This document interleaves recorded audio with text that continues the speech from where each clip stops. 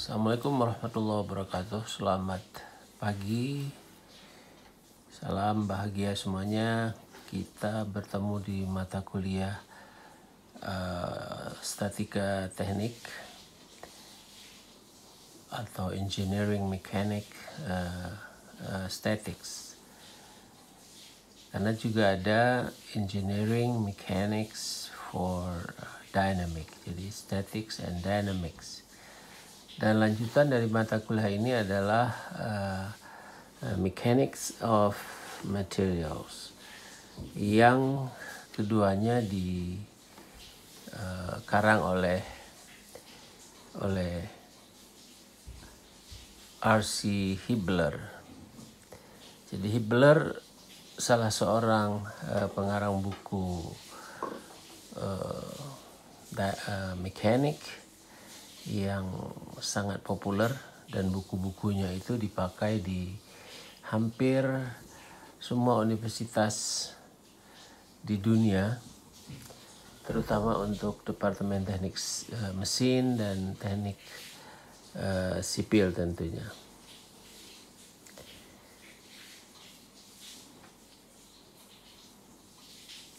Yang kita pakai sekarang adalah edisi yang ke-14.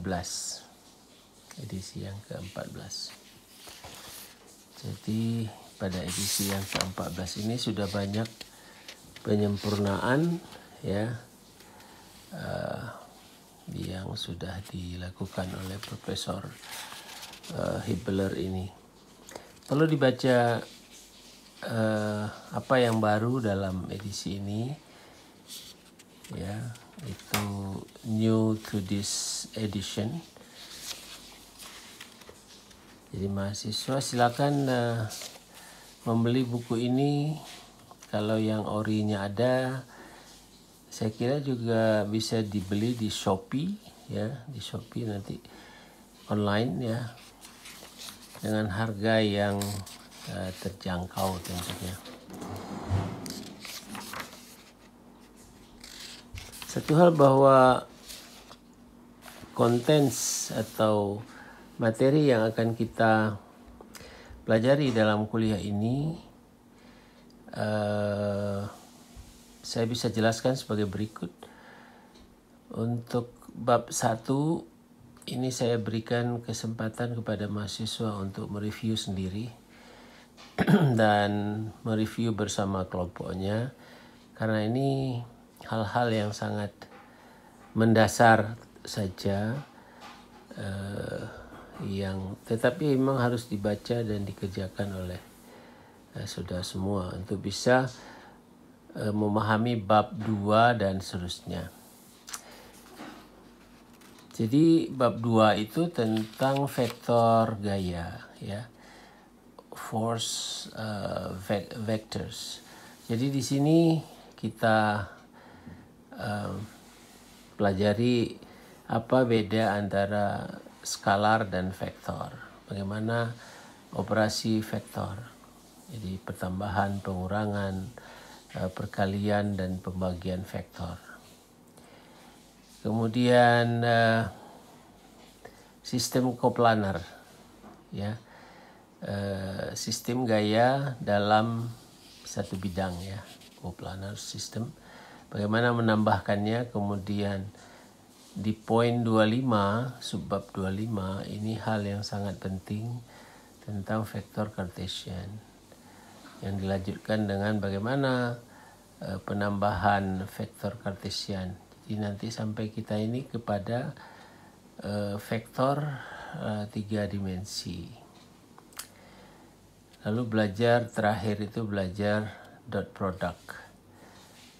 Jadi yang sudah tamat SMA ya tentu tidak ada masalah dengan ilmu fisika mekanika ya, karena sudah sebagian barangkali Anda sudah baca di ilmu fisika mekanika. Nah, pada bab 3 ini tentang kesetimbangan partikel. Kesetimbangan partikel diperkenalkan nanti free body diagram atau diagram gaya bebas. Dan hampir keseluruhan materi pelajaran ini menggunakan prinsip utamanya, yaitu free body diagram. Jika Anda sukses dalam memahami, menggambarkan diagram gaya bebas, itu tentu akan membantu Anda dalam menyelesaikan masalah-masalah statika teknik ini selanjutnya. Kemudian gaya sistem resultan atau resultan sistem gaya, ya kita terjemahkan. Nah, ini juga sudah semakin sedikit susah, ya, tetapi dengan dasar di bab 1, 2, 3 tentu tidak ada masalah, ya.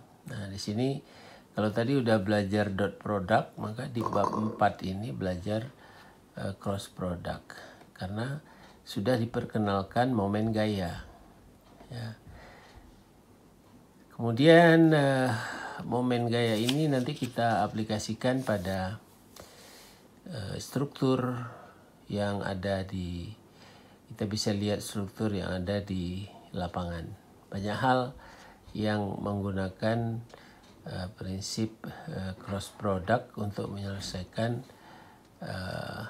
momen dari sebuah gaya. Kemudian masalah momen couple dan lain-lain. Nah, pada bab 5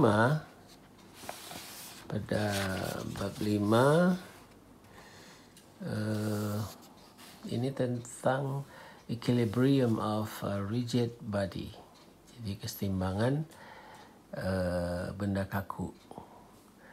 Jadi ini udah masuk ke struktur. Jadi bagaimana kondisi keseimbangan benda kaku itu. Nah, kembali lagi kita harus bisa menggambarkan FBD-nya atau free body diagram. Kita menggunakan persamaan keseimbangannya, apakah itu untuk 2 dan 3 force members-nya. Jadi bisa 2 dan 3 force members. Kemudian kita kembali lagi menggunakan FBD, menuliskan persamaan equilibriumnya untuk bisa menyelesaikan masalah-masalah yang ada pada keseimbangan benda kaku. Nah, mendekati mid semester kita sudah belajar structural analysis. Nah, ini sebenarnya inti daripada kuliah statika teknik ini, yaitu analisa struktur. Kita bicara truss, kita bicara frame dengan cara misalnya method of join, ya, kemudian method of section, dan juga ada space truss atau truss 3 dimensi, dan terakhir itu frame and machine. Nah, sampai mid semester diharapkan kita sudah mengcover sampai dengan bab 6. Nah, jangan tunggu dipelajari atau masuk kelas per bab, ya, baru belajar. Jadi prinsip mata kuliah kita ini adalah project based learning. Nanti ada beberapa project kecil yang diberikan, bisa dikerjakan di grup.